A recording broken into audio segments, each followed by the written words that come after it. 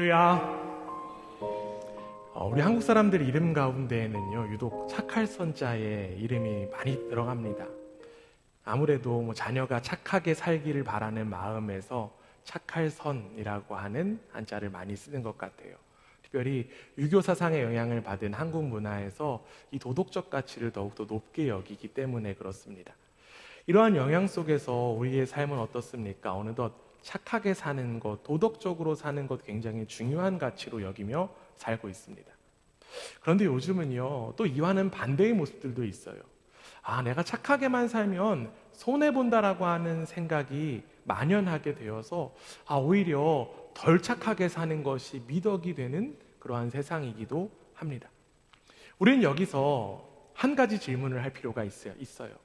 도대체 이 착함, 한자로 이야기하면 선은 무엇일까요? 우리는 지금 계속적으로 말씀을 통하여서 하나님은 누구신가에 관하여 나누고 있습니다. 오늘 우리가 함께 읽은 말씀에는요, 하나님이 이러한 하나님이다 라고 이야기합니다. 오늘 우리가 함께 읽은 말씀 시편 100편 5절 말씀인데요, 우리 다시 한 번 더 우리 한 목소리로 함께 읽습니다. 시작. 여호와는 선하시니 그의 선하심이 영원하고 그의 성실하심이 대대에 이르리로다. 아멘. 지금 시편 기자가 뭐라고 이야기하냐면 하나님은 선하신 하나님이다. 하나님은 선하시다라고 고백하고 있습니다. 선하신 하나님은 선하시다라고 하는 이러한 고백, 우리에게 참 익숙한 고백 같아요. 우리가 기도할 때 선하신 하나님이라는 그러한 고백들을 하기도 하고요. 찬양의 고백 가운데에도 선하신 하나님을 높여 찬양하는 그러한 가사가 있기 때문에 그렇죠. 이 선하신 하나님을 이야기할 때 여기에 선이라고 하는 한자도 마찬가지로 착할 선자를 써요. 그렇기 때문에 우리는 하나님을 향하여서 착하신 분이라고까지는 생각하지는 않을지라도 하나님은 언제나 나에게 좋으신 분이라는 인식들을 하고 있습니다. 그리고 더 나아가 하나님은 무조건 내 편이야 라는 생각까지 하곤 하죠. 선하신 하나님에 관하여 우리는 하나님께서 하신 그 선한 일들을 통해서 아는 경우가 많습니다. 하나님이 좋은 일을 하시는 분이라고 하는 사실이 성경의 이야기 속에 담겨 있고, 때로는 우리는 하나님의 그 선하신 일을 우리의 삶에서 경험하곤 합니다. 물론 하나님께서 이루신 선한 일들을 통해서 하나님의 선하심을 깨닫고 아는 것 굉장히 중요해요. 그런데 여러분, 문제가 하나 있죠. 어떤 문제냐면요, 우리의 현실이 늘 선한 일만 가득하지 않다는 것입니다. 현실 속에서 고통과 실패와 불의한 상황들이 우리를 둘러싸고 있을 때 우리는 의문에 빠지게 됩니다. 즉, 하나님의 선하심을 도무지 느낄 수 없을 때 우리는 의구심이 들 수밖에 없다는 거예요. 하나님 선하시다고 했는데 왜 나에게 선한 일이 일어나지 않는 것일까? 하나님을 향한 원망과 불평과 불만, 그리고 더 나아가 배신감까지 들기도 합니다. 하나님의 선하심이 나한테는 없는 것 같아서. 예전에 제가 한 인터뷰를 본 적이 있습니다. 한 사람의 제가 평소에 조금 관심을 갖던 사람이었어요. 그 사람의 행보가 조금 특이했고 특별했기 때문에 관심 있는 그런 사람이어서 인터뷰를 좀 찾아보게 되었는데요. 저는 그 인터뷰를 보다가 굉장히 충격에 빠졌습니다. 어떤 이야기가 있었냐면요, 이러한 이야기를 하더라고요. 인성에 대한 판단 기준이 친밀도에 따른 주관적인 요소다라는 그러한 이야기를 합니다. 말이 좀 어려운데요, 예를 들어서 이런 설명을 하더라고요. 보통 친구면, 가까운 친구면 그 사람을 가리켜서 착한 사람이라고 부르고, 사이가 안 좋으면 이상한 사람이라고 표현한다라고 하는 것이죠. 우리의 일상에서 충분히 일어나는 일들이기 때문에 이 인터뷰에 어느 정도 공감이 되기도 했지만, 착함을 주관적으로 평가하는 그 가치가 저는 탐탁치 않았어요. 내 편은 착하고 남의 편은 나쁘다라고 하는 그런 인터뷰를 보면서 제가 평소에 관심 가졌던 그 사람에게 굉장히 크게 실망하는 그러한 사건이 있었습니다. 이렇게 실망하는 그런 마음 가운데 이런 생각이 들더라고요. 나도 하나님을 이런 식으로 믿고 있지는 않은가? 내 소원과 내 바람을 들어주시는 그 하나님이 선하신 하나님이고, 반대로 내가 원하는 것들을 이루어주지 않으시면 선하지 않은 하나님으로 믿고 있는 것은 아닌가라는 그러한 생각을 하게 되었습니다. 이러한 믿음이 과연 하나님을 향한 제대로 된 믿음일까요? 내가 믿고 싶은 것을 믿고 싶은 대로 믿는 것을 심리학에서는 가리켜서 확증 편향이라고 이야기합니다. 이는 인지적 편향의 일종으로서 자기 신념을 강화하고 현실 인식을 왜곡하는 그러한 위험성을 가지고 있어요. 이 확증 편향, 이를 다른 표현으로 좀 바꾸면요, 광신이라고도 할 수 있어요. 자기 멋대로 믿는 거죠. 만약 이러한 모습이 신앙이라고 하면 여전히 자기중심성을 버리지 못한 채 하나님을 이용하려고만 하는 그 욕심에서 비롯된 것은 아닌지 한번 생각해 봅니다. 다시 오늘 주제로 돌아와서요. 오늘 우리는 선하신 하나님에 대해서 함께 말씀을 바라보고 있습니다. 우리도 혹시나 이 선하신 하나님을 내가 믿고 싶은 대로 광신적으로 믿고 있는 것은 아닐까요? 나에게 좋고 나에게 편하고 나에게 원하는 대로, 내가 원하는 대로 선하신 하나님을 만들어서 믿고 있는 것은 아닌지 저와 여러분이 한번 돌아보았으면 좋겠습니다. 이러한 모습들이 나타나는 이유가 무엇일까요? 아마도 하나님을 잘 모르기 때문에 이러한 모습들이 나타날 것입니다. 하나님이 누구인지에 관해서 잘 모르기 때문에 나타나는 오해라고 이야기할 수 있어요. 오늘 우리가 함께 읽은 이 시편 100편의 말씀 외에도요, 성경 여러 곳에서 하나님을 선하신 분이라는 그러한 이야기들 합니다. 즉 하나님의 선하심은요, 단순히 기분 좋은 그런 감정이 아니라 하나님의 본질적인 속성입니다. 결국 우리는 선하신 하나님 그 자체이신 하나님에 대해서, 하나님의 그 선하심 자체를 알아야 된다고 하는 거예요. 그래야 우리 변함없으신 하나님의 선하심을 알고 믿을 수 있습니다. 특별히 오늘 말씀을 통하여 이 선하신 하나님의 그 본체인 하나님을 제대로 알고 믿고 누리는 우리 모두가 되기를 주님의 이름으로 부탁드립니다. 우리 앞서 우리 선하심, 이 선하심이 하나님의 본질적인 속성이다라고 소개했습니다.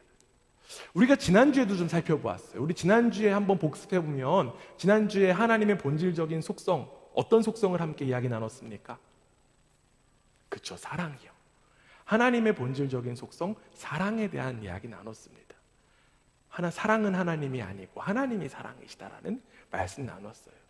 선하심도 마찬가지예요. 하나님은 존재 자체로 선하신 분이십니다.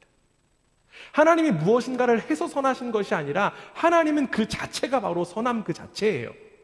그렇기 때문에 마찬가지로 하나님께서 하시는 모든 일은 선한 일이 될 수밖에 없습니다.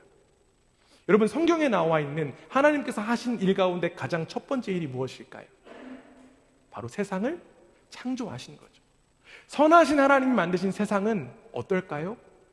선할 수밖에 없습니다. 선함이 가득한 것이 당연합니다. 창세기 1장에 보면요, 하나님께서는 말씀으로 세상을 창조하시고 그 다음에 뭐라고 말씀하셨냐면 각 창조 단계마다 보시기에 좋았다, 좋았더라 라고 말씀하셨습니다. 직접 한번 확인해 볼게요. 창세기 1장 4절에 보면요, 빛을 창조하신 이후에 이렇게 말씀하십니다. 빛이 하나님이 보시기에 좋았더라. 창세기 1장에는요, 총 7차례 보시기에 좋았더라 라고 하는 문장이 담겨 있습니다. 여기에 좋다라고 하는 단어가 바로 오늘 우리가 함께 살펴보고 있는 이 하나님의 선하심, 이 선하심을 가리키는 히브리어 원어 토브라고 하는 단어입니다. 선하심이 바로 하나님의 좋음과 같은 단어예요. 이는 선하신 하나님의 창조가 본질적으로 선하고 아름답다라고 하는 의미를 가지고 있습니다. 하나님께서 만드신 이 세상은요, 단순히 물리적인 아름다움에 그치는 것이 아니라 하나님의 선하심이 가득 채워진 그 완전함 그 자체였습니다. 그런데 여러분, 그 선하신 하나님이 만드신 피조물들 가운데 가장 완전하고 가장 충만한 선함이 가득한 피조물이 있었습니다. 그게 누구일까요? 그게 누구일까요? 사람이죠. 그래서 하나님은 다른 피조물들을 창조하셨을 때는 보시기에 좋았더라 라고 말씀하셨지만 유독 사람을 창조하시고 그리고 그 모든 창조를 마치신 후엔 이렇게 말씀하십니다. 창세기 1장 31절이에요. 우리 함께 읽습니다. 시작. 하나님이 지으신 그 모든 것을 보시니 보시기에 심히 좋았더라. 저녁이 되고 아침이 되니 이는 여섯째 날이니라. 하나님의 선하심으로 가득 찬 세상을 보시고 하나님은 만족해 하셨어요. 왜냐면요, 이제 선하신 하나님의 형상으로 그 창조된 인간을 통해 하나님은 이 모든 피조 세계에 하나님의 선하심을 드러내기 원하셨기 때문에 그렇죠. 우리 모두가 하나님의 선하심을 드러내는 하나님의 형상으로 창조되었습니다. 옆 사람들 한번 바라보기 원합니다. 옆 사람들 얼굴 보세요. 얼마나 선함이 가득합니까? 옆 사람들에게 이렇게 한번 인사하겠습니다. 하나님께서 당신을 만드시고 심히 좋아하셨답니다.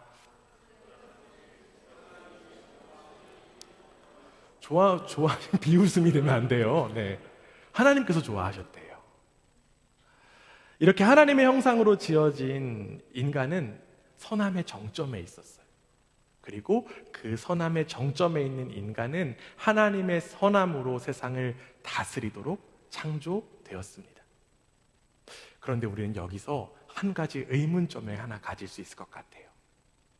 하나님의 선함이 완전히 가득한 세상을 하나님께서 만드셨다고 했는데 왠지 그 선함이 가득한 세상에 선함과 어울리지 않는 무언가 하나가 떠오르기 때문입니다.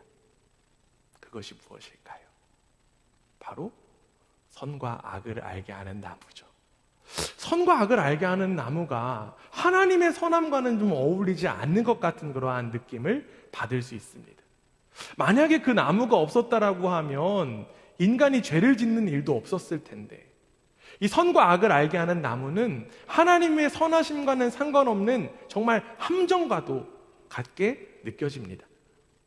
그러나 선과 악을 알게 하는 나무를 만드신 분 누구십니까? 하나님이세요. 그런데 그 하나님이 어떤 하나님이시라고요? 선하신 하나님이라고요. 그렇기 때문에 선과 악을 알게 하는 나무도 역시나 선하신 하나님의 선하심이 가득한 피조물입니다. 어떤 의미일까요? 우리는 여기서 다시 한 번 더 기억해야 될 내용이 있는데요. 어떤 내용을 기억해야 되냐면 이 피조물 가운데 하나님의 선하심이 가장 가득 담겨 있는 피조물이 누구다? 사람이다라고 하는 사실을 기억해야 합니다. 하나님의 형상으로 창조된 인간이 선하신 하나님의 그 선함의 정점에 있다라고 하는 사실을 우리는 기억할 수 있어야 돼요. 이는 선하신 하나님께서 만드신 인간이 무조건 선함만을 선택하는 존재가 아니다라고 하는 의미예요. 어떤 말이냐면요, 하나님은 인간을 만드실 때 인간이 오직 선함만을 선택하는 기계로 만들지 않으셨다라고 하는 의미입니다. 선하신 하나님은요, 인간을 만드실 때 인간 스스로가 무언가를 원하는 마음을 갖게 만드셨어요. 그래서 여러분, 아담과 하와가 이 선과 악을 알게 하는 나무의 열매를 먹게 될 때 처음에 하와가 그 열매를 보고 어떤 마음을 가졌을까요? 창세기 3장 6절에 이렇게 되어 있어요. 여자가 그 나무를 본즉 먹음직도 하고 보암직도 하고 지혜롭게 할 만큼 탐스럽기도 한 나무인지라 여자가 그 열매를 따먹고 자기와 함께 있는 남편에게도 주매 그도 먹은지라. 하와는 그 나무를 보고 보고 싶고 먹고 싶고 또 갖고 싶은 그런 마음 가졌어요. 그런데 여러분, 이 마음을 가졌다라고 하는 것, 무언가를 원하는 마음을 가졌다라고 하는 것, 그 마음이 동시에 무엇을 원하는 마음일까요? 그 마음이 무엇을 원하는 마음일까요? 바로 그 마음, 하나님을 원하는 마음이 될 수 있습니다. 하나님을 선택할 수 있는, 하나님을 원할 수 있는 마음이라고 하는 거예요. 하나님께서는 이 아담과 하와에게 이렇게 말씀하셨어요. 창세기 2장 16절에서 17절에 보면 이렇게 되어 있습니다. 우리 함께 읽습니다. 시작. 여호와 하나님이 그 사람에게 명하여 이르시되 동산 각종 나무의 열매는 내가 임의로 먹되 선악을 알게 하는 나무의 열매는 먹지 말라. 내가 먹는 날에는 반드시 죽으리라 하시니라. 만약 이들이 하나님을 원하는 마음이 있다면 하나님의 말씀을 따라서 열매를 먹지 않고 그 열매를 먹지 않고 다른 열매들을 먹으면 됩니다. 결국 하나님의 선하심은요, 인간 스스로가 그 마음대로 선택할 수 있는 자유까지 이어질 수 있다라고 하는 이야기예요. 하나님이 인간을 절대로 기계로 만들지 않으셨습니다. 오히려 인간에게 그 자유와 존엄성을 인정하신 분이 바로 선하신 하나님이십니다. 마음에 이끌려 스스로 하나님을 주인으로 인정할 수 있도록 인간의 존엄성을 존중해 주시고 인정하신 분이 바로 선하신 하나님이라고 하는 거예요. 그런 의미에서 보면 이 선과 악을 알게 하는 나무도 역시 선하신 하나님께서 선함으로 만드신 피조물이다라고 이야기할 수 있는 것입니다. 선하신 하나님은요, 하나님의 형상으로 창조된 그 인간이 하나님을 선택하기를 기대하셨습니다. 그러나 안타깝게도 인간은 그 기대를 저버리고 말았죠. 이 아담과 하와가 선과 악을 알게 하는 그 나무의 열매를 먹음으로써 일어난 일이 어떤 일이 일어나게 되었을까요? 오늘 우리가 함께 읽은 말씀 창세기 3장 22절 말씀 한번 볼게요. 함께 읽습니다. 시작. 여호와 하나님이 이르시되 보라 이 사람이 선악을 아는 일에 우리 중 하나같이 되었으니 그가 그의 손을 들어 생명나무 열매도 따먹고 영생할까 하노라 하시고, 여기 지금 보면요, 이 선과 악을 알게 하는 나무 열매를 먹은 이들에게 어떤 능력이 생깁니까? 그죠, 선악을 아는 능력이 생겨요. 우리는 이 말씀에서 볼 수 있는 사실 한 가지가 있는데요, 그것이 뭐냐면 선악을 아는 일이 원래 누구의 영역이었을까요? 하나님의 영역이었다라고 하는 사실입니다. 선과 악을 구분하고 선과 악을 아는 일은 바로 하나님의 영역이었습니다. 그런데 지금 문제가 무엇이냐면 이 선과 악을 알게 하는 나무의 열매를 먹음으로 인하여서 이제 인간이 누구의 영역을 침범했다? 하나님의 영역을 침범한 거예요. 하나님처럼 된 것입니다. 즉 인간이 하나님의 자리를 빼앗은 것입니다. 성경은 이것을 가리켜 죄라고 이야기합니다. 하나님을 몰아내고 내가 하나님의 자리를 차지한 것, 그것을 다른 표현으로 하면 자기중심성이라고 이야기할 수 있겠죠. 여기에 지금 선악을 알다라고 하는 이 알다의 히브리어 원어는요, 야다입니다. 이 야다라고 하는 단어가 성경에 굉장히 많이 쓰였거든요. 그런데 이 야다라고 하는 히브리어 단어가요, 특별히 아모스 3장 2절에 보면 어떠한 의미인지 조금 더 구체적으로 나타나요. 아모스 3장 2절 한번 볼게요. 우리 함께 읽습니다. 시작. 내가 땅의 모든 족속 가운데 너희만을 알았나니 그러므로 내가 너희 모든 죄악을 너희에게 보응하리라 하셨나니. 여기에 지금 보면요, 알다, 너희만 알았나니 라고 되어 있습니다. 누가 너희만 알은 거냐면 하나님이 이스라엘 백성들만 알았다는 거예요. 하나님이 알았다라고 하는 것은 어떤 의미가 되냐면 선택하셨다라는 의미가 됩니다. 히브리어의 이 야다, 알다는요, 선택하다의 의미를 가지고 있어요. 단순히 지적인 알을 넘어서 선택하는 것입니다. 즉 하나님을 몰아낸 인간이 이제 선과 악을 선택하게 된 거예요. 인간이 선, 악을 결정하는 판단자가 되어버린 것입니다. 혹자는 인간이 선악을 스스로 결정하게 되었다라고 하는 사실을 듣고 야, 인간의 존엄에 더욱더 합당한 것 아닌가라는 그러한 이야기 할 수도 있을 것 같습니다. 그런데 여러분, 문제가 무엇일까요? 우리 인간이 선악을 결정할 수 있게 되면 문제가 무엇일까요? 인간에게는 선악을 결정하는 일이 왜 벌어졌다고요? 하나님을 몰아냈기 때문에 벌어진 거예요. 인간에게는 하나님을 몰아낸 자기중심성이 있다라고 하는 것입니다. 그러다 보니까 인간은 이 자기중심성의 욕망에 의해서 왜곡된 판단을 할 수밖에 없는 거예요. 여러분, 예레미야 선지자는요, 인간의 이기적인 마음에 대해서 이렇게 이야기합니다. 우리 함께 읽습니다. 예레미야서 17장 9절 시작. 만물보다 거짓되고 심히 부패한 것은 마음이라. 누가 능히 이를 알리요마는. 여러분, 세상에서 가장 부패한 게 무엇이라고요? 우리의 마음이라고요. 인간의 마음이라는 것입니다. 왜요? 자기중심성으로 비롯된 그 인간의 마음은 모든 것을 이기적으로 판단해 버리기 때문에 그렇죠. 초대교부인 성 어거스틴은요, 악을 가리켜서 선의 부재라고 이야기했습니다. 악은 선의 부재다. 즉, 악이 실체를 가진 것이 아니라 선함의 결핍 상태가 바로 악이다라고 이야기해요.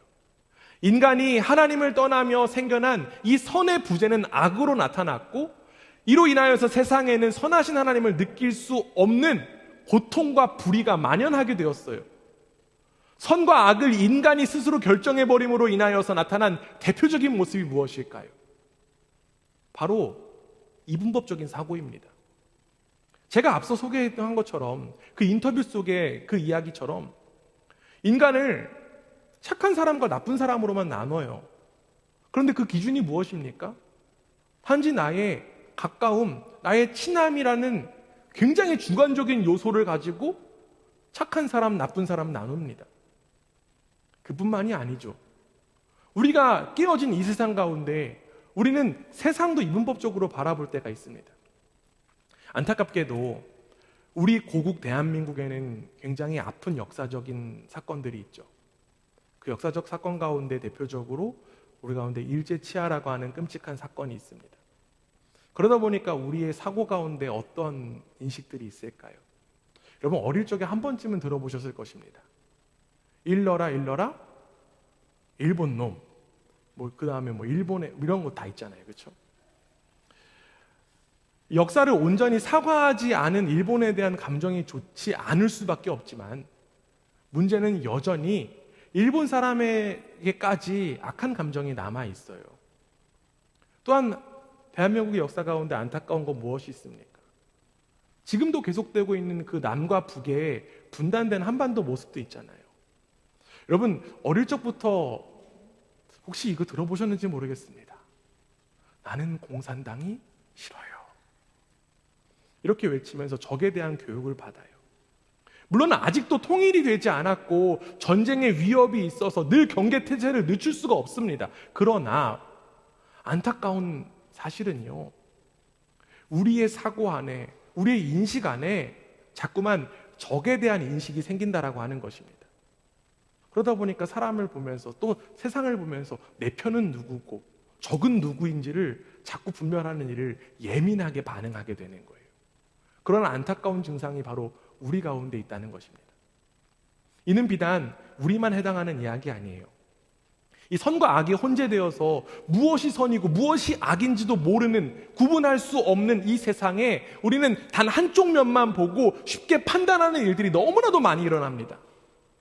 얼마 전까지 유행했던 MBTI, 요즘도 유행하는지는 잘 모르겠지만 이 MBTI 성격 유형 검사, 이 성격 유형 검사를 통해서 우리 나의 내면을 알고 나의 성격을 아는 것 굉장히 유용하죠.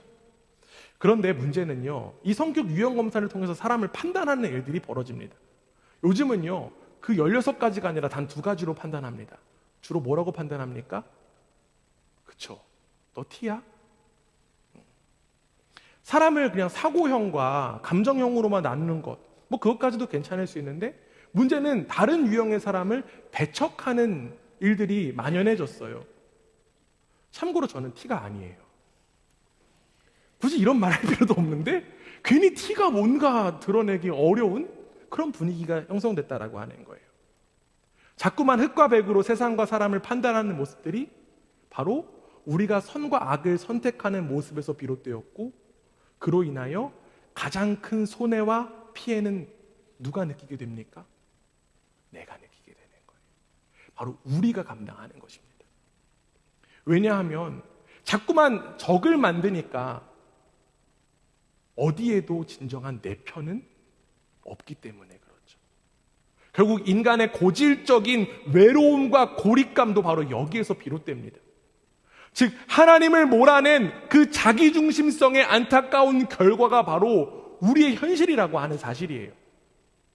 이렇게 자기중심성으로 인하여서 비참한 현실을 경험하는 사람들 가운데 현실의 회복과 개선을 위해서 수많은 노력들을 하곤 합니다. 사람들이 어떤 노력들을 할까요? 착함을 위해서 더 많이 노력해요. 선한 일들을 많이 하려고도 합니다. 어떤 사람들은 착함에 아주 박혀서 착한 아이 컴플렉스까지 걸려 있어요. 착함의 노력을 엄청 합니다. 또 대표적인 모습이 무엇이 있냐면 이제는 조금 더 넓은 가치, 조금 더 넓은 마음으로 내 편을 만들어야 된다라는 그런 생각도 하게 됩니다. 그리고 마음이 맞으면 정말 선한 관계로 여기면서 동심원들을 점점 확대해 나가요. 이 함께함으로 인한 선함을 만드는 실제 사례들도 있어요. 어떠한 일들이 있냐면 사랑이라고 하는 가치로 하나가 되는 거예요. 또는 평화라고 하는 가치로 하나가 되고요. 상생이라고 하는 가치로 하나가 됩니다. 이러한 가치들로 하나가 되어서 이 깨진 세상을 조금이라도 우리가 좀 극복해보자라고 하는 수많은 노력들이 참 귀하고 소중하기도 합니다. 이러한 노력을 하는 사람들 가운데 기독교 배경을 가지고 있는 사람들도 있어요. 그들은 또 이러한 주장을 펼치기도 해요. 선하신 하나님께서 창조하신 선하신 세상에 하나님께서 보시기에 좋지 않은 것이 단 한 가지가 있었대. 그것이 뭔지 알아? 바로 사람이 혼자 있는 것이야. 그래서 하나님께서는 아담의 갈비뼈를 취하셔서 하와를 만드셨어 라고 하는 이야기를 하면서 이 선하신 하나님께서 만드신 이 선한 세상을 살아가기 위해서 함께가 중요하다라고 하는 주장을 펼치고, 이 또한 성경에 입각한 이야기 때문에 어느 정도는 옳은 주장이다라고 이야기할 수 있습니다. 그런데 여러분, 우리는 함께라고 하는 가치가 무조건 옳은 것만은 아님을 분명히 알아야 합니다. 왜냐하면요, 아담과 하와도요 함께 있었음에도 불구하고 그들은 함께 하나님을 몰아냈기 때문에 그렇죠.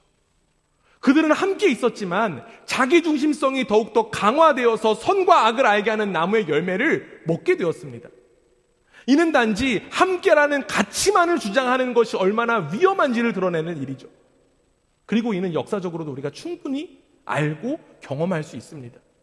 함께 마음을 합쳐서 마녀 사냥을 하기도 하고요, 함께 마음을 합쳐서 전쟁을 일으키기도 하고요, 함께 마음을 합쳐서 수많은 피해자들을 양산하곤 합니다. 그리고 그러한 일들이 역사 속에도 있었고 지금도 여전히 벌어지고 있는 일들이에요. 그렇기 때문에 단지 나 중심주의를 벗어나지 못한 이 함께는 더 큰 나 중심주의를 만들어내는 집단 이기주의만 될 뿐입니다. 그렇다면 여러분, 우리 사람에게는 더 이상 희망이 없는 것일까요? 하나님의 선함으로 창조된 우리에게 하나님의 선함이 도무지 회복될 수 없는 것일까요? 여러분, 사도 바울은 이러한 이야기합니다. 로마서 3장 10절에서 12절 말씀이에요. 우리 한 목소리로 함께 읽습니다. 시작. 기록된 바 의인은 없나니 하나도 없으며 깨닫는 자도 없고 하나님을 찾는 자도 없고 다 치우쳐 함께 무익하게 되고 선을 행하는 자는 없나니 하나도 없도다. 지금 사도 바울이 뭐라고 이야기하냐면요, 의인도 없대요. 그런데 선을 행하는 사람도 없다고 이야기합니다. 결국 선하지 않은 인간이요, 아무리 선을 행해도 선을 행할 수가 없다라고 하는 거예요. 아무리 선한 인간이 착한 일을 아무리 해도, 아무리 선한 인간이 함께 착한 일을 해도 선할 수 없다는 것입니다. 예수님도 이러한 말씀하셨어요. 마태복음 7장 18절에 보면 이러한 말씀이 있습니다. 함께 읽습니다. 시작. 좋은 나무가 나쁜 열매를 맺을 수 없나요? 네. 제가 한번 읽을게요. 마태복음 7장 18절 잘 들어보세요. 좋은 나무가 나쁜 열매를 맺을 수 없고 못된 나무가 아름다운 열매를 맺을 수 없느니라. 여러분, 아름다운 열매는 어떤 나무에서 맺을 수 있을까요? 좋은 나무에서만 맺을 수 있는 거예요. 못된 나무에서는 아름다운 열매를 맺을 수가 없습니다. 마찬가지예요. 인간이 아무리 선한 행동을 해도요, 선해질 수가 없어요. 왜냐하면 인간은 본질적으로 악한 나무이기 때문에 그렇죠. 결국 이 세상에 하나님의 선함이 인간을 통해 드러나기 위해서는 인간 자체가 바뀌어야 돼요. 이 못된 나무가 뿌리가 뽑혀야 된다라고 하는 사실입니다. 못된 나무가 스스로 좋은 나무가 될 수는 없습니다. 좋은 나무는 새롭게 심겨져야 좋은 열매, 아름다운 열매를 맺을 수 있는 거예요. 문제는 앞서 이야기했듯이 우리가 이미 못된 나무로 태어났다라고 하는 거죠. 우리가 아름다운 열매를 맺을 수 없는 존재로 태어났다라고 하는 것입니다. 그렇기 때문에 이 못된 나무는 어떻게 해야 될까요? 모두 뿌리 뽑혀서 태워버려져야 마땅합니다. 버려져야 마땅해요. 결국 선과 악을 결정하도록 태어난 내가 죽어야 마땅하다는 것입니다.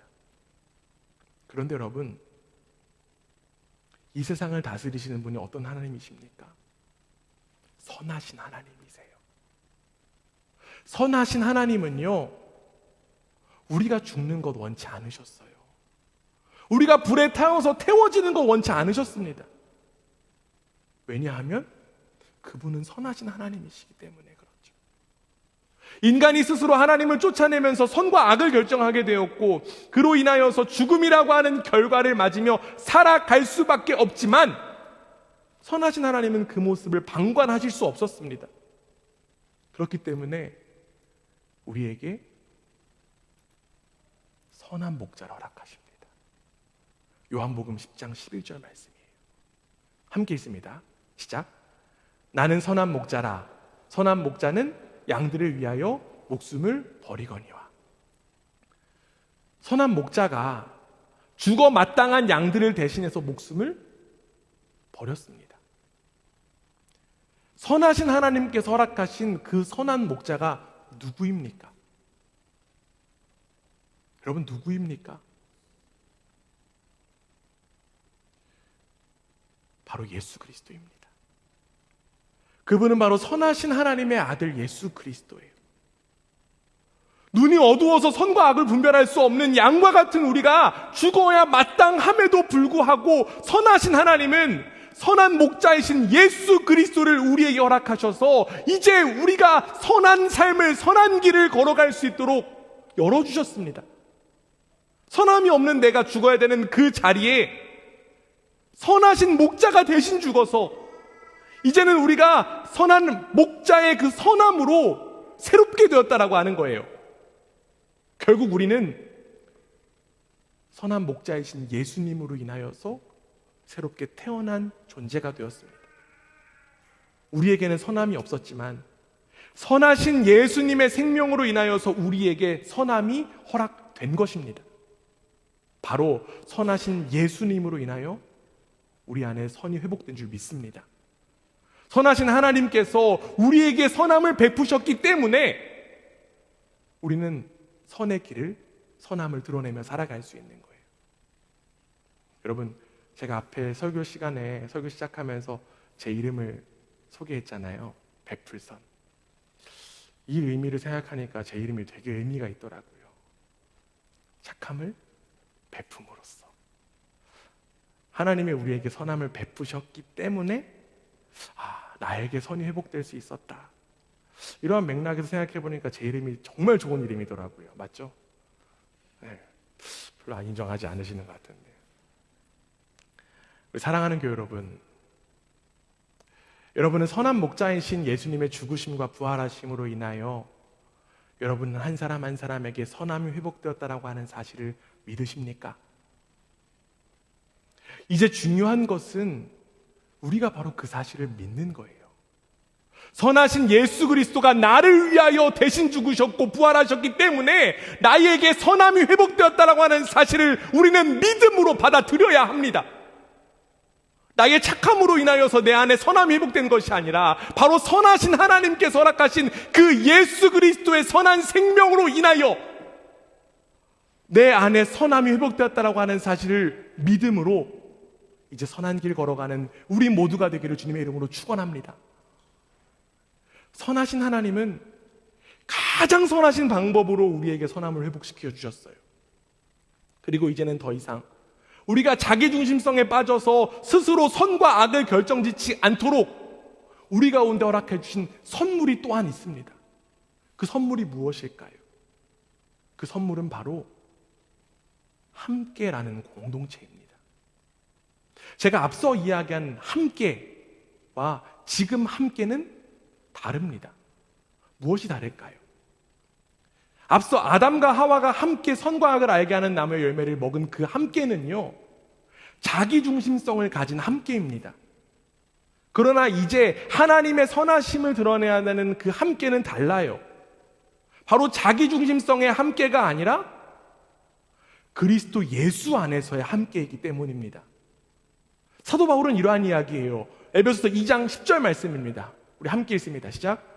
우리는 그가 만드신 바라 그리스도 예수 안에서 선한 일을 위하여 지으심을 받은 자니 이 일은 하나님이 전에 예비하사 우리로 그 가운데서 행하게 하려 하심이니라. 아멘.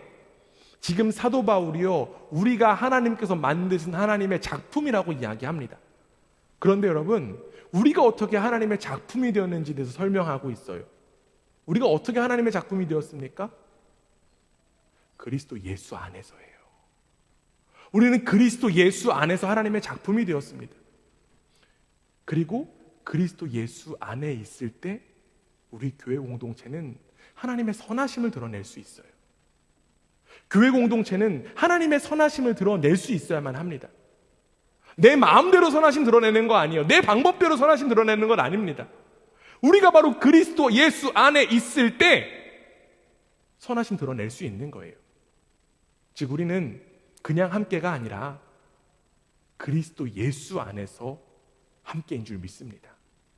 옆에 분들 바라보면서 이렇게 한번 인사했으면 좋겠습니다. 좀 길어요. 우리가 그리스도 안에 함께 있을 때 하나님의 선하심을 드러낼 수 있습니다.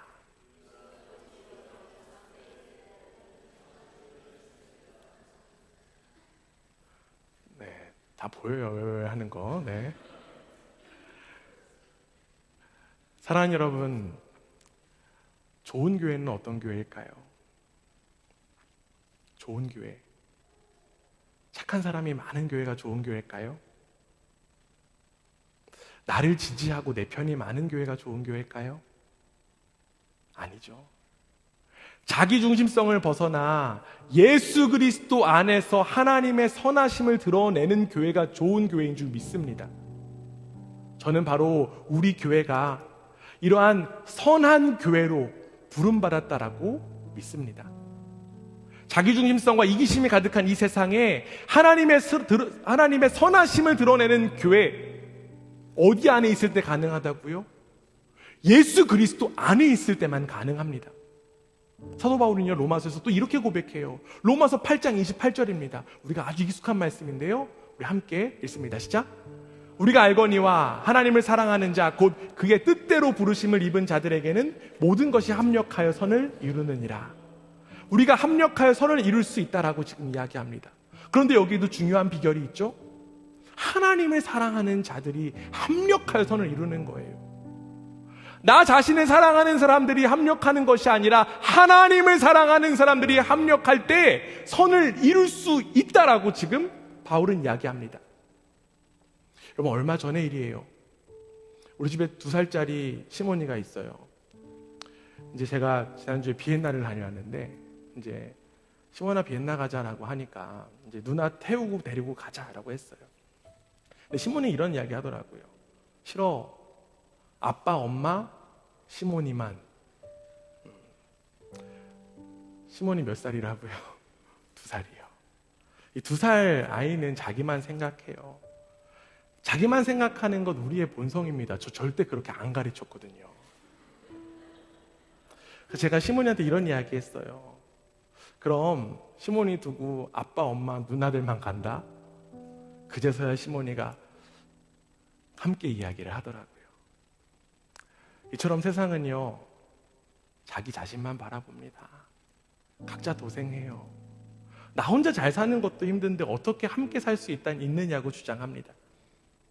그러나 여러분, 우리는 다릅니다. 왜냐하면 우리는 선하신 하나님을 사랑하는 이들이기 때문입니다. 그렇기 때문에 자꾸만 하나님의 이름으로 하나 된 공동체 안에서 나를 뛰어넘고 더 나아가 우리의 민족 또 우리의 교회까지도 뛰어넘어서 하나님의 선하심을 드러낼 수 있어야만 합니다. 우리의 함께는 바로 내 기준과 노력이 아니라 하나님 안에서의 함께이기 때문입니다. 그리고 여러분, 나를 뛰어넘어 선을 이루는 일을 주도적으로 이끄시는 분이 계세요. 그분이 누구실까요? 저 아니에요. 누구실까요? 하나님이십니다. 빌립보서 1장 6절 이렇게 되어 있어요. 너희 안에서 착한 일을 시작하시니가 그리스도 예수의 날까지 이루실 줄을 우리는 확신하노라. 우리 안에는 선한 것이 없습니다.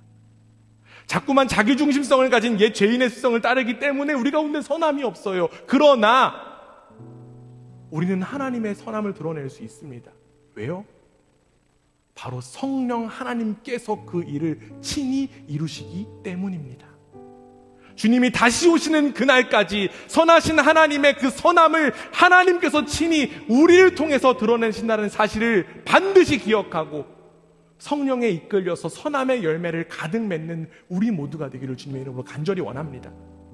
주님 다시 오시는 그날 하나님의 선하심이 이 땅에 회복되고 하나님의 선하심이 완성된 것을 기대하고 소망하며 선하신 하나님과 함께 그리고 주님의 이름으로 모인 우리 공동체 안에서 선함을 이루어가는 우리 모두가 되기를 주님의 이름으로 축원합니다. 아멘.